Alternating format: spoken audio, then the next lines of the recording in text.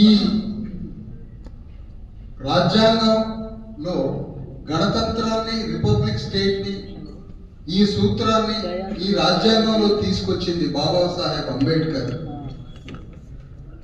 Greek country నుంచి కాదు, Europe దేశం నుంచి కాదు, అమెరికా దేశం నుంచి కాదు, ఈ దేశాన్ని పరిపాలించిన సామ్రాట్ అశోక చక్రవర్తి నుంచి గణతంత్ర రిపబ్లిక్ కంట్రీ పాలసీని తీసుకొచ్చి భారత రాజ్యాంగంలో పెట్టాడు.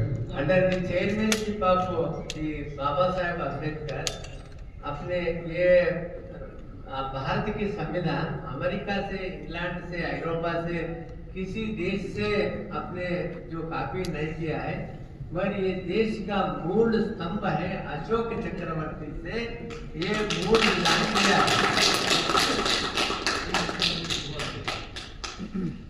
అందుకనే అంబేద్కర్ మనకు ఏ సందేశం ఇస్తున్నాడంటే, మనకి ఒకప్పుడు శూద్రుల రాజ్యం ఉంది ఈ దేశంలో.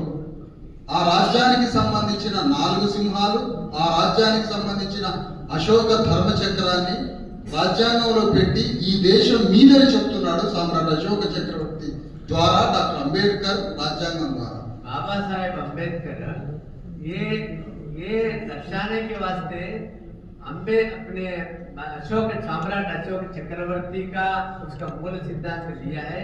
वो शूद्र है, वो ब्राह्मण बनिया क्षत्रिय नहीं है अशोक सम्राट चक्रवर्ती। और उसमें जो सिंबल है उसका, इसकी जो दर्शाने के वास्ते भारत की संविधान में ये दिखाया गया है। ఈ దేశంలో సామ్రాట్ అశోక చక్రవర్తి యొక్క ఆలోచన నుంచి బృహద్రుజుడు అనే రాజు వరకు మన శూద్రుల రాజ్యం కొనసాగింది. బృహద్రుజుడి రాజ్యం తర్వాత మన రాజ్యం చనిపోయింది, అంతమైపోయింది. అంతమైపోయిన తర్వాత ఆ రాజ్యం యొక్క ఆలోచనని సంత్ రవిదాస్, సంత్ కబీర్దాస్,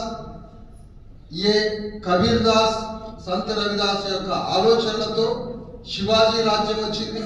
శివాజీ రాజ్యం నుంచే మహాత్మా జ్యోతిరావు పూలే, జ్యోతిరావు పూలే ఆలోచన నుంచే సాహు మహారాజ్, సాహు మహారాజ్ ఆలోచన నుంచే డాక్టర్ అంబేద్కర్ యొక్క సంవిధానం వచ్చింది.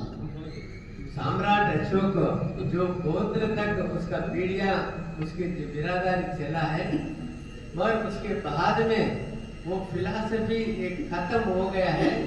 वो कैसा खत्म हो गया है मैं बाद में बोलता हूँ। मगर उसके बाद में जो फूले महात्मा बाद में अपने ये